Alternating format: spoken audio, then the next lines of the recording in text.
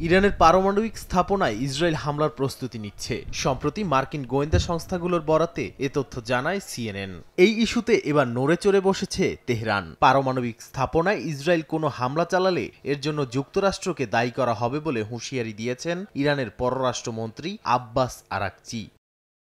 সামাজিক যোগাযোগ মাধ্যম এক্সে দেয়া পোস্টে আরাকচি বলেন, ইরানের বিরুদ্ধে ইসরায়েলের হুমকি নতুন কোনো বিষয় নয়, তবে সম্প্রতি ফাঁস হওয়া তাদের পরিকল্পনাগুলোকে তেহরানের জন্য উদ্বেগজনক বলে উল্লেখ করেন তিনি। এ বিষয়ে জাতিসংঘ মহাসচিবকে চিঠি দিয়েছেন। জানিয়ে আরাকচি বলেন, ইসরায়েল যদি কোনো অবৈধ পদক্ষেপ নেয় তাহলে ইরান কঠোর জবাব দেবে। এরই মধ্যে জাতিসংঘ ও আন্তর্জাতিক আণবিক সংস্থা আইএইএ-কে ইসরায়েলের হুমকির নিন্দা জানানোর আহ্বান জানিয়েছেন ইরানের পররাষ্ট্রমন্ত্রী।